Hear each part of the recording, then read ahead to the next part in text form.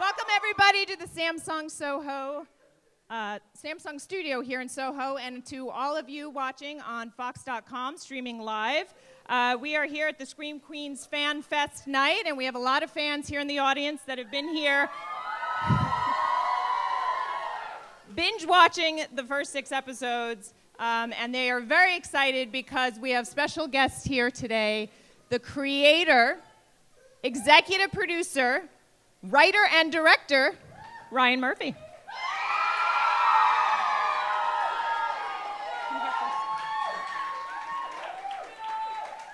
And we have series star, Michele.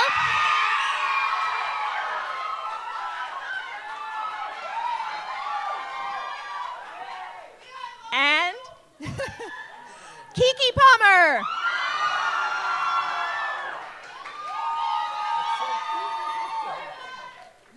All right, you guys can take your seats. Okay. I'm up here and you guys follow. We have a lot of questions to ask.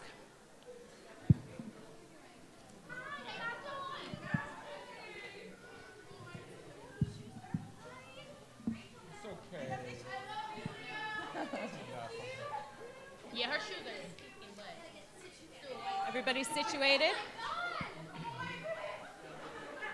Hester won the costume contest over there. Oh. Good. Yep. She even got the jacket down. That's really good. And the rainbow shirt. Yep. It's pretty epic, dude. All right, let's get started because this is so exciting and fans want to hear. Ryan, let's start with you. You're obviously very successful in the horror genre with American Horror Story and very successful in the comedy with Glee. What was your inspiration to meld the two together? I think the inspiration was probably the 3rd season of American Horror Story, which was Coven, which was the witch season. I just love the tone of that. I liked mixing the scares with the sort of social commentary. So there was a brief moment where we thought about continuing that season, and when we thought, no, that's not, the rules of the show, but I missed it. So from that came this idea. Okay. And then casting must have been sort of easy for you because you can pull from people that you've worked with, like Leah. But I'm sure you had specific people in mind for specific parts, or did you sort of throw it out wide? I think what happened is I sold it, and then Brad and Ian and I started to write it. And right away, when you think of Scream Queens, you think of Jamie Lee Curtis. So for us, if she had not done it, I don't think we would have done it. So I met with her, and then, as we like to do, we sort of write parts for specific people. So we wrote, obviously, Chanel for Emma. We wrote Hester for Leah. And we wrote... and we wrote Zayday for Keke, but I had never met Keke. So I called her up, unbeknownst to her, and just said, hey, come in, I love you, you're working, I want to meet with you. So I sort of pitched her what we had written, and she said yes. It's usually, like that. Well, let's hear your side of the story. It was a crazy event. I became a fan of Ryan's with American Horror Story Season 1. And so I remember I was just binge watching it, and I was like, this show really is off the charts. And then I realized that he had, did Nip Tuck and Glee and, just amazing. And so I was on vacation after Cinderella, and I get a phone call from my agent, and he's like, Ryan Murphy's doing this new show, and he wants you to be in it. I'm just like, what? And so I went down and met with him, and it was a very casual conversation. You know what I mean? He was just like, what are you into? What are you looking to try to do? This is kind of the outline of what I'm working on. Are you interested? I'm like, man, I would love to be a part of this. It'd be a great opportunity for me, especially to do comedy again. The last time I did comedy, I was doing True Jackson VP, which was... which was awesome. Yes, you said what now? So I had I was excited to get the opportunity to do it as an adult. Mm-hmm. Leah, for you, your character Hester could not be any more different. I can't see you there. From Rachel from Glee. So when Ryan pitches you this character, did you know the arc that she was going to go through, or did you just say yes and then find out? I did. I just said yes. He called me. We were just about to start. We were at the beginning of our last season of Glee, and he said that he wanted. I know. Oh. He said he wanted to continue working together and that he was, writing a show and he had cast Emma Roberts and Jamie Lee Curtis and that I would be wearing a neck brace. I think he might have mentioned the makeover in that call, but that was it. So you knew there was potential. There was something. Yeah, but I loved the idea of the neck brace and I love Emma and Jamie Lee and then, it's just been so amazing. I hear the neck brace may come back. Oh, yeah. Oh, yeah. How so, Ryan? Soon. Yeah? Yeah. Yeah. 2 episodes from now. I think you're getting ready to watch 7. Oh, 7 minutes Nobody's in seen. hell. I think it's one after that. I think it's pretty soon. Let's talk about dialogue. I need to get to costuming because it's such a huge part of the show. But I want to talk about dialogue first. Mixing the blend of the humor within the drama sometimes can be tricky. How are you able to sort of balance that and make sure that it comes out the way that you want it to be, especially for each particular character, and then to put them together? I don't know. I think the thing about all the shows we do is each one of them has a very distinct personality and a very specific tone. So Brad and Ian and I, who created this together, spent a lot of time at the beginning talking about the characters and who they are and where they go. And then Brad and Ian, I give 100% of the credit for the dialogue because they do most of that work. Woo! So it's very specific to the personality of the show, and also this show is a satire. It is sending up the Greek system and that generation of people. So it all stems from that, I guess. It's very biting sometimes, which is, after they say it, I go, oh, wait, what did they just say? Yeah. You have to go I back. spent a lot of time on the phone with the standards and practices people. Right. What can't you say that you thought you could say? I don't know. Is there a Everything is word a or fight. something? Attack my crack was like an hour-long discussion. Seriously, I mean, it's all a negotiation. Were they like, in what context are they attacking his crack? Yeah. And will his crack be seen? It's like that. Right. And sometimes it's like, they use the word tonnage. Like, you can have this, but you can't have the other two, which I get. So But you can't have a cluster of cracks? no. Not a cluster of cracks. But, when we wrote the show, we wanted to do something that was pushed. We wanted to do something that was out of the box a little bit, and it's, it's clearly not for everybody, but it's not designed for everybody. It's a very specific tone, and I think the reason why young people like it is because it is pushed. All right, we have to get to costuming because it is its own character, and it's fantastic. Talk about Zayday's character and what her clothes represent about her. Zayday's clothing, I think, is a big part of her. I think I think what helps our characters be so different is also that our wardrobe is, like he said, just like the dialogue, very distinct and very specific. And, Ryan has a family of people that he's always worked with. And so Lou came in, and she is the one who helped us with all the styling and created these characters. And Zayday's style, I remember in the beginning, we all often would say, Ryan coined it. He kind of wanted her to be like a mix between Beyonce and Michelle Obama. So that's what that's what Lou is trying to create with Zayday, because we want to give that cool spice, but at the same time, she has a little conservative edge to her. You have a lot of midriff. Yes, a lot of midriff, because we got to show these abs, the TLC abs. Hey, if you work hard at them, you got to show them off, right? For you, Leah, obviously we saw the progression of Hester. So talk about where she started and where she went and how she changed once she got her Chanel makeover. Well, I worked with Lou on Glee as well. She was our costume designer there. And when we had our first fitting, which was weird because I was filming Glee, going to do wardrobe fittings for Scream Queens. And all I said to her was, I just don't want anything that looks anything like Rachel Berry. And Hester's kind of nerdy, so it was interesting to kind of find out what that look would be. And we came up with this sort of grungy 90s Janine Garofalo, if any of you know who she is. and then, wanting to find out things that still made her quirky by putting the kitty t-shirts and things like that. And then doing the makeover was so much fun because I definitely got to, explore with some very sexy, pretty looks on Glee, but being a Chanel is on a whole other level, and it requires a lot of accessories, very high heels, some faux fur, full face makeup, and so it's been really fun. And that's the funny thing about it, is like, you know, people love Zayde's style, but Zayde's stuff is straight from Topshop, straight from Forever 21, straight. I mean, Zayde's stuff is very inexpensive. The Chanel stuff is like. Right, there's no touching that. No. What is that wardrobe closet like? I mean, how big is it? I mean, you probably go in there, right? What's it like in there? Yeah, it's big. I mean, you know, the great thing about the show is right away when we were starting, a lot of young designers gave stuff to us. The budget for the costumes is big because that was part of the show to me, you know.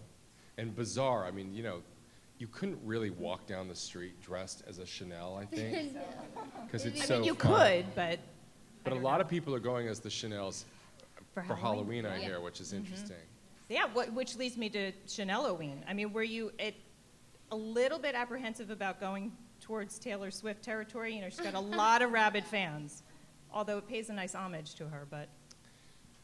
No, like, I feel like, no, I mean, I like her a lot. I admire her. I think she's an amazing artist, and I think that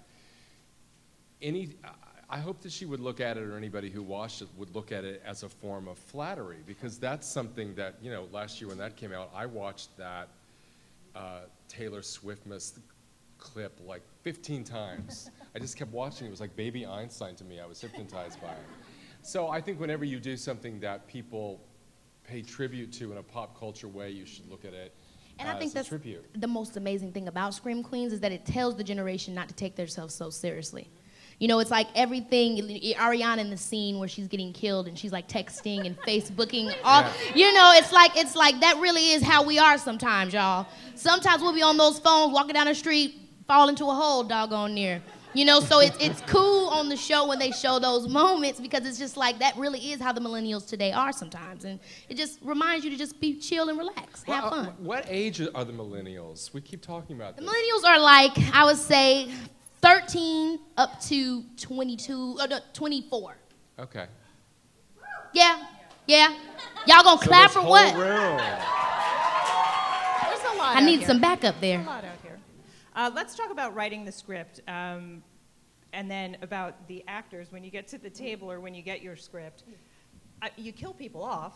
You know, We do. And they go, some 2 at a time, some 3 at a time. Yeah. You know, as a writer, are you ever apprehensive about saying, "Oh, I can't let her go or him go," but you have to for the sake of the story, it's really right? hard because one of the rules of the show was, you know, sort of an Agatha Christie 10 Little Indians thing, where every week there was one of the Indians was going to go.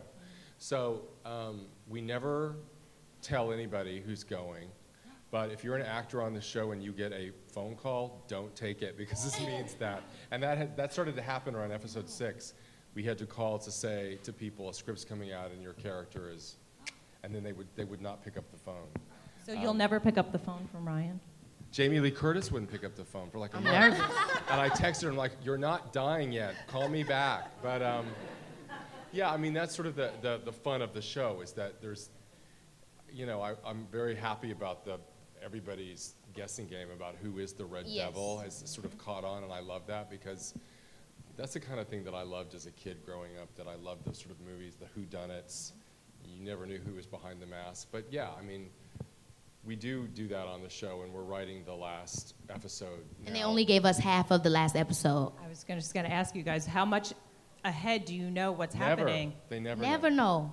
You He find out don't you as- see, he likes to do these type of things with us. He thinks they're fun. But I will admit it's true. It does get us even more creative. It makes the energy on set fun and exciting. And like you said, we have millions of conversations about who it could or could not be and how can we get inside of Ryan's head. And it's fun and interesting. I'm actually kind of sad that I'm about to know what's going on. Yeah, but also when we were doing the show, we always have the actors usually do 1 or 2 takes where we, or the directors say, okay, now do it as if you are the killer. And then we have that, and we can put little moments of that in the show. That when I think the fun thing about this show, I think it will be, as you guys did today, binge watching it. When you go back and you get to watch all 13, you know, it's clear to us, the writers, who did it right away in episode 1. So I think that will be a very sort of fun thing for fans to be able to do. Oh, okay. So, ladies, what's more fun, playing the killer, the victim? To me, I think everything has a cool thing to it. You know what I mean? For me, it's like my favorite two are, of course, either the heroine or the killer, because the killer gets that kick butt monologue. Where it's like, this is why I did what I did, and you'll never understand. You could do the crying, or you could go full psycho. It's up to you. So that's a fun one. I think I would. I don't know. You know what I mean? If that would be me, but that's a cool one. How about for you, Leah? Which would I rather be? Yeah. I mean, I think that. I mean, I don't know. It's been interesting because we've all been like, who's the killer? Who could it be? I have my theory, but I think I might be wrong now. I think it's just fun to get to play all different sides of it. Like Ryan said, we do takes where we do play it, like we're not the killer, and then we do take where we, could be the killer. So that's what's so fun about all of this, is that we kind of get to play. And if you watch the show, you see there are some episodes where you're like, oh my God, it's definitely Grace, or no, it's totally not her, it's someone else. So everyone has these moments within the show where, they get to express that side, or they get to express a side where they're saying it's not me at all. They just released the final script, just half of it, and I didn't get it, but Keke got it, and so I had to corner her back at our last event. I'm like, sorry, I know we have an event that we have to do, but I need to be, filled in on everything that's going on in our show. We are like legitimate viewers of the show too. Cool. So literally, I get, they send me an email. Production sends an email. We got the last script, and I'm like, oh, this is awesome. But I'm like, I'm in New York, so I can't get it because everything is so top secret that it literally has to be delivered to you. And I'm like, oh my gosh. So my assistant, she responds back, and she's like, okay, maybe I can fax it to you. I said, it's not safe.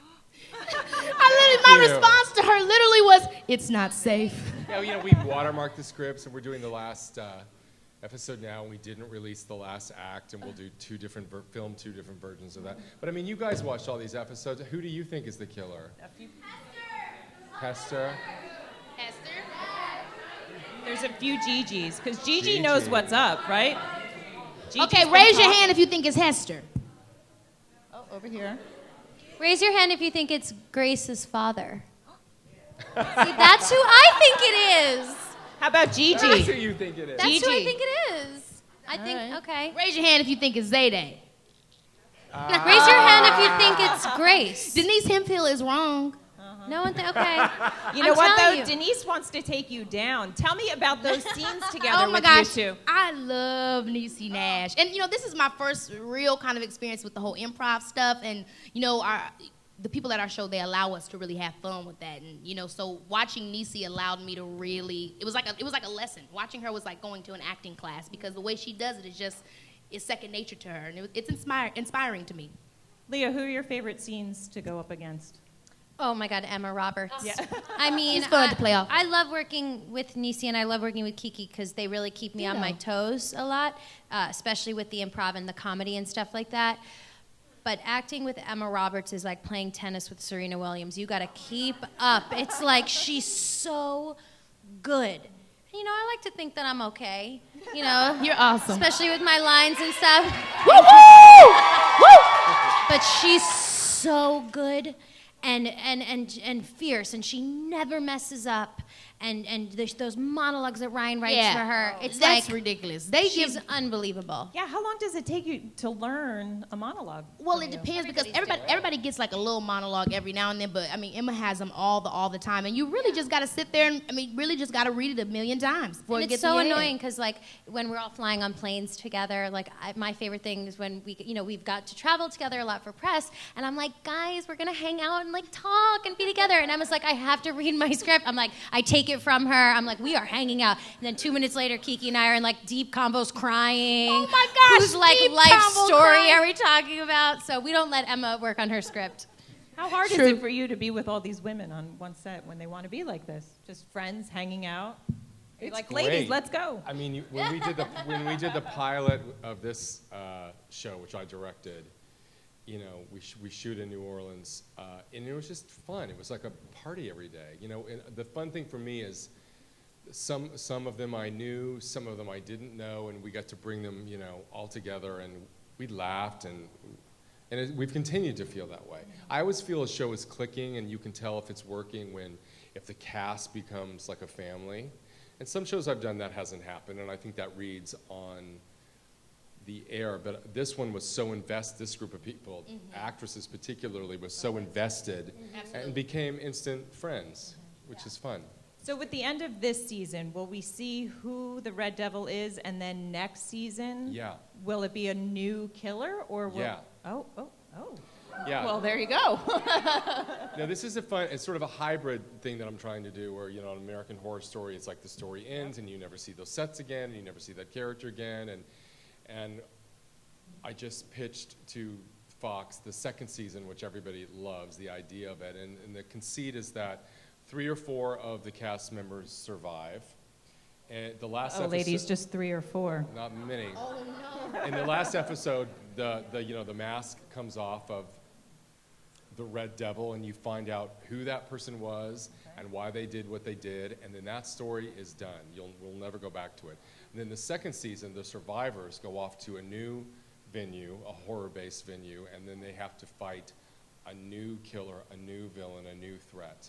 So next season will be 3 or 4 of our cast members, and then 10 more. I've already started to meet with those cast. So 10. So one of those people should be Michael Ealy, and I should have some type of scenes with him. Exactly. Just start putting headshots on Ryan's desk Right. of who you want. Oh, so you're already pre-casting for the next season. Well, what always happens if you with will. me that I like to work was, you know, I like to go after people that I've always loved and never worked with before, like Keke. But I also just, you know, Kiki's now in my world and will always be in my world. So, but I like to go after people, but sometimes people just write me emails, and I've gotten a lot of emails from... Which celebrities want to be on the show? Because you have Ariana Grande, Nick Jonas, who else? Who wants to be? I know Gaga is on American Horror Story, I don't know but if I like... can say it, because if I say it, then it'll blow the casting, so I'll hold off on that. But some great ones that have just caught up and have watched it and say, I love what you're doing. What are you doing next year? Is there a role for me? What genre are they in? Singer, actor? Singer. Big pop star. Yeah. Okay, Ryan, that's wrong. You can't do I that. know, but I can't give it away. They'd kill me. I can't. But that's good. Female, male? Male. A male pop star. Next season. Any guesses, anybody? Shawn Mendes. Not saying. Shawn Mendes. Lady Gaga wants to be on Scream Queens. She does, Yeah. She does. Well, yeah. She watches it. She loves it. And what is that casting like? When you cast somebody so big like that, who we know for one particular reason, obviously, and it's not maybe their genre that they're in, how do you make sure that you give them the right casting so they, and I know Lady Gaga spoke about this, how she just dove into being that character so that you forget who she really is. So how do you make sure that the casting is right for that particular part, and that we don't just look and go, oh, it's Ariana Grande, or, you know. I don't know. I feel like part of the stuff that I love to do in my work is a tribute to pop culture, because I love pop culture. I listen to Hits One in my car, even though I'm 50. Like, I admit it, I love it. So my work is in many ways a tribute to the world that we're living in. So what I try and do, in the case of Gaga, she reached out to me, and then she told me that she had studied acting and always wanted to be an actress, and would I write something for her. So I just wrote what I wanted to, as a fan, see her do. You know, and it always comes from that place of, well, what do I want to see them do? And then I asked them, what have you always wanted to do? What have you know, Ariana had that conversation with me where she was obsessed with horror movies, and she was really into the idea of like talking about what her death scene was going to be and how we were going to shoot it, because she had watched those movies and wanted to be a part of that world. So it always stems from pretty basic, just fan to fan talking, I think, which is fun. Nick was a funny story, because Brad Falchuk sat next to him at a dinner party, and I'd always loved Nick. And Brad came in the next day, and I usually do most of the casting. Brad said, I met this guy, he's amazing. And I knew his work and had loved him. So we just asked him to come in and meet, and he was on another show, Kingdom. So it was really tricky, but they were so gracious and kind. And Nick wanted to do it because he wanted to be funny, and he wanted to be weird. So we worked out an arrangement graciously with the producers of that show. And that was another thing where he was only supposed to be in 2 episodes, but I think now he's doing 5, I think. where he just loved it and loved being that character and the twists and turns that we show you guys about what happens to the Boone character. Right, so Love when that will end he of come back? episode When do we, one. what's that? That end of episode 1. Yeah, when he Oh, pulls yeah. the Pulls that fake. thing So when does he come back? Can you tell us? I believe, when does he come back? It's 8 or 9, He I sneaks think. back in 8, and then he has, I think, 2 more after that, so it's a total of 5, yeah. Oh my gosh, that's so cool. All right, I'm going to play word association. I'm just going to throw out some words, and you guys just say what comes to your mind first. Okay. It says this is G-rated. I don't know. It's PG-13. streaming live on Fox.com. I guess Okay, G-rated, ladies. Oh, G-rated. man. Cool beans. Yeah, there's some small ones here. Okay. Oakland nachos. Zayday. Zayday. What do they taste like, though, for real? Ooh, not good. They're Doritos and Hershey served. It's just not good. It's not good. How about fur? Fake. Keke, because I have it on right now. That's why I was like, fur, okay. I was going to say Chanel. Right. Any allergic reactions to the fur? Most of the time it's fake. Yeah, it's fake. That's good. Okay. Musical sequence. Glee. Not happening. Not happening. I mean, could you put just a small musical sequence in there? No. No. I don't know. I feel like I did that last season, you know, on Horror Story, and it was interesting to sort of do that with horror, but I did a couple times. I did the second season with the name game number. But I don't know. It's funny because I really am attracted to working with people who can sing. I mean, these two up here are such great singers. So I like... 72 hours till my song I Don't Belong to You comes out. Keke showed me the video of that, which is amazing. Don't tell anyone. Okay, I won't. But I don't know. I just like working with singers because I feel like they are great actors. They know how to sell something. But never say never. Maybe in another season, but definitely not this season, no. Okay. And then 2 last questions about character. Leah, where is Hester and Chad's relationship going? Good question. Good question. Oh, you just wait and see. I mean, Hester's just been the most fun person to play, and I think at the end of the day, she, you know, has this thing with Chad, but I think it's, at the end of the day, it's all about Chanel in her eyes. She might be, but it's all to just, she's obsessed with Chanel. And I think she definitely likes Chad, but it's just because Chad is with Chanel. And Glenn Powell, who's so Love Glenn. funny, so funny to work with. I've had the most fun on the show, just getting to be so weird, and some of the stuff that I say to him, it just blows. Hashtag attack my crack. Or shirt raisins. Oh, sure. Yeah.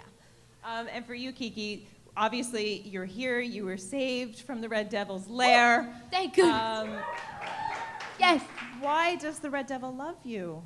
Why does he It's want the brown sugar baby. I mean, what can we say? Well, no, I mean, we don't know. We're going to find out, of course, what that whole thing was about. But that was a very shocking episode. I had no, when I read that, I was very like, oh my gosh. Because I didn't know what was going to happen to me. I thought my time was up. So. Right. Well, you didn't get the phone call, so you didn't knew, get the right? phone call. It was very Silence of the Lambs, right? You Yeah, know, well, we- he Yes, puts the definitely. lotion in the basket. Sure. But- Definitely. And for you, I know you love pop culture, so there are all I these do. references that are in there. And for people like us, who are much older than you people, Yeah. you know, it's so funny to watch. And to watch Nassim's Love Nazim. Her 90s her look. 90s look with those high-waisted jeans, I can't even. I know.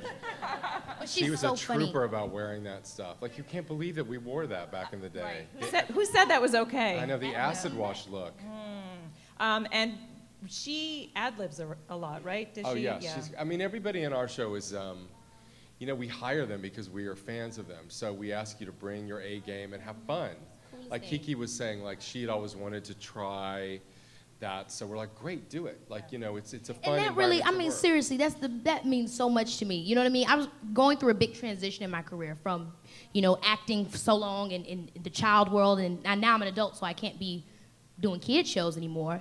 And so to meet with him, for him to really ask me what it is I wanted, and then to actually present the opportunity to me and let me build on top of that, there's nothing more you could ask for as an actor, you know what I mean, to work with people and creators that really care enough to allow you to explore that. I mean, That's probably why everybody want to keep working with him. He's awesome.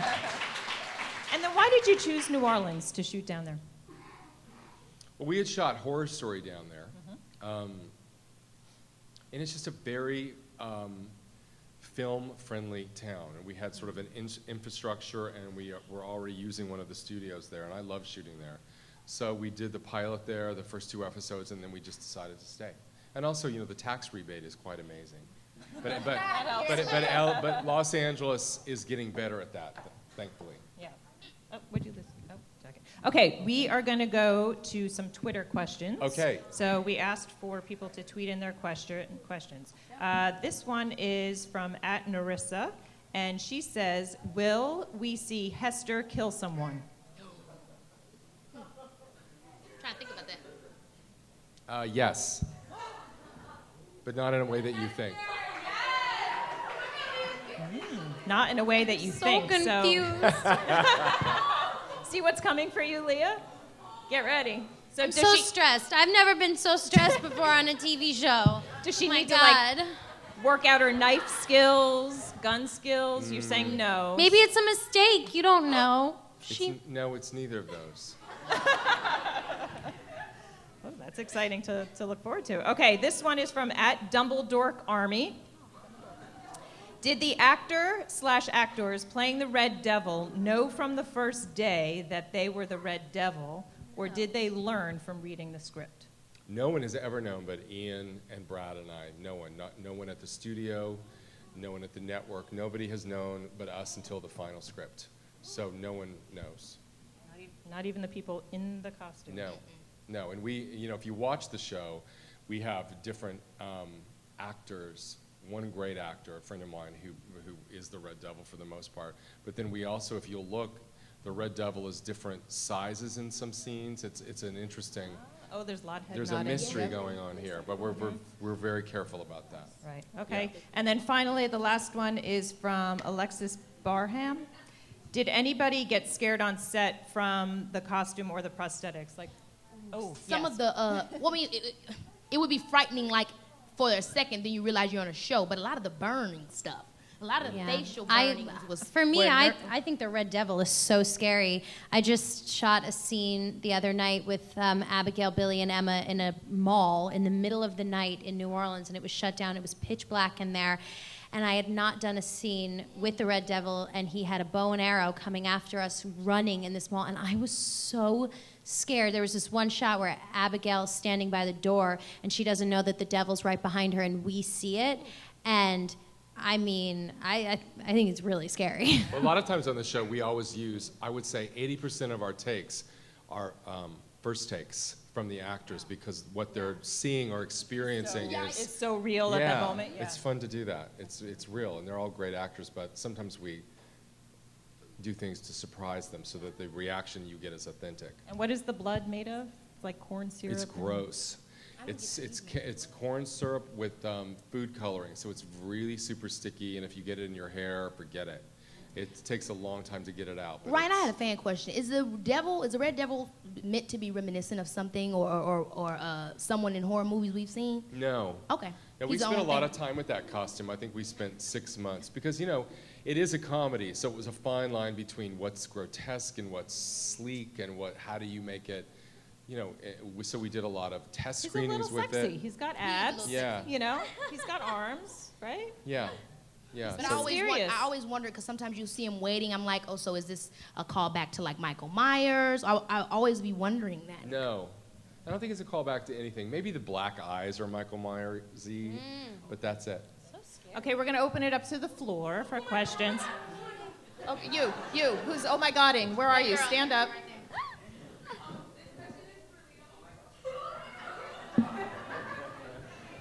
Wait, hold on. Make come over here so everybody can Thank hear you. Just say here, grab the mic, say your name and then your question. I'm Sophie, and my question is, how is the cast on Scream Queens different from the cast on Glee? And I love you so much. That's such a good question. So when we were first starting out on Glee, it was, for the most of us, it was our first big job, and our lives changed so quickly on Glee, and we really united together as a cast. And through any of the ups and downs that we experienced on the show, that bond, it's unbreakable. With Scream Queens, Ryan did such a great job of enlisting a cast of young actors who, although they might be quite young, have such esteemed careers in this business. So everybody's coming in with such a strong platform of really strong, talented women, and this has been so great. It's a totally different experience, but I'm loving these girls so much and learning so much from them. And we're a lot older, you know, with Glee we were younger at the beginning, and it's just been so great to be surrounded every day by such strong, talented women, you know, that I feel like are becoming my sisters. So. All right, we have one more over here. Just say your name and then who your question is for. Hi, my name is Jessica. First of all, I love the show. Very funny, has me laughing out loud all the time. I love you, Keke. Love you too, girl. But I also love you, Leah. And my first question is, can I call you Mom? Yes. You can totally call me Mom. Mom. Okay. What did it feel like to have wearing the granny panties? You know? Oh my God! That was my first day filming the show, and so I had the neck brace and the bra and panties, and they wrote "poo belly" on my stomach, and just from that minute I was like, we are not in Glee anymore, and it was great, and I've just really embraced, you know, this whole experience, whatever it, you know, all of Hester's, you know, looks and journey. In the first 2 episodes before the makeover, I wasn't wearing any makeup. That's my naturally curly hair. I just would go to bed and wash it and wake up in the morning, and that's how it would be. So it's been really fun, and I like kind of, you know, doing things that might make me feel uncomfortable, and, you know, and having that challenge. So, thank you. Do one more over here. So a lot of times doing this kind of material, hilarity ensues behind the scenes. Can you guys tell us of any blooper moments, any really funny things that happened when you were creating or offset? Well, for me, probably the most bloopery scene that we ever did, which hopefully we'll release one day, is in the pilot. There was one shot where the girls go in and tell Emma that Ms. Bean had the hate shrine to her, and right after that there's a shot of them all walking, really clicking, clunking, and high heels, and then they have to get to the end and then turn right. And they could not do it. Like, it went on forever and ever because the heels were so hard to walk in. So I have like 5 or 6 takes of they'll be walking and then one of them will fall out of a frame, because they were very competitive with their bitch walking, we called it. Like looking hard in the face and watching. So those were my favorites. But you know who has a lot of great bloopers is Niecy Nash. Has a lot of great ones. She could have her own blooper show. She has so many where she cracks herself up, or Jamie Lee Curtis has a great trick that she does when she's working with Niecy, where she'll have a what is it? A push pin where she'll push it into her finger so she doesn't laugh. So she inflicts pain on herself? She does, which she Not learned laugh. doing years ago, I think, when she was doing A Fish Called Wanda or something. But probably the girls walking and Niecy probably lead the way I would for imagine me. some of the death scenes, I mean, even some of those are some kind of funny, you know, when, what's his name, got his arms cut off and flailing away. But those take so long and are Yeah, so they take time so long. that they're choreographed to a second. So everybody in that shows up with their A game. Those surprisingly have very few blooper moments. One of because the they're craziest, so done. the craziest night for me so far was when we were buried alive up to our necks. Oh, that was great when the spiders she and the got ants so attacked And for Leah. whatever reason, the largest spiders in the world just decided to hang out with me. And I would, like, all of a sudden, because you can't move, and these huge spiders, like this big, because we were in someone's actual backyard in their house in New Orleans. And I would scream, Ryan! And Ryan would come over and, like, whack these spiders off of me. You were fine. You were hanging out. I was having a good time. You were totally fine. Keke is the only person ever who will be buried up to her neck and still on her phone. Yes. She had her phone underneath, I was and like- she had like a sliver of dirt that she could move. It was so funny. That's funny. All right, one more over here. Let's hear from... Hi, I'm Izzy, and I love you, Leah and Keke. Love you guys. My question is, what made you pick the names you did for the characters? You know, whenever we do names, it's weird. Brad and Ian have a lot to do with that. And actually, I don't know. I think I came up with Hester. And I think Brad came up with Zayday. But it was a mistake of how Brad spelled it. It was supposed to originally, this is a fun fact, it was originally supposed to be Zadie in my head. And then when Brad took the name and it showed up in the script, he did it phonetically, so it stayed. But it's always, that's the fun thing, coming up names. They're like bolts out of the blue, you know. Chanel was always Chanel, and the Chanels were always the Chanels. But names are funny, you know. We love doing that. We spend hours doing them. They have to have some sort of music to them. And I feel the better they are for the characters, the actors rather, can pull great moments just from a name alone, you know? Right, because it embraces who they are. Yeah, like this season on Horror Story, Angela Bassett plays a character named Ramona Royale. Well, you know what you're going to get when you, and she was very inspired by that name. She said it gave her such an instant strength and a vision. So if we do it right, we can help the actor out. I mean, and that's even what we Dean try. Munch, when you think it's, you know. That was an Ian Brennan special. I'll give him full credit for that. Yeah. Unfortunately, we have to end here, so we want to thank all of you here. Thank you guys so For much. today, and all of you home watching or on your phone streaming live on Fox.com. Give it up again for Ryan Murphy, Keke Palmer, and Leah Michele. Thank you to Samsung. Thank you, Samsung, of Thank course. Samsung in Soho.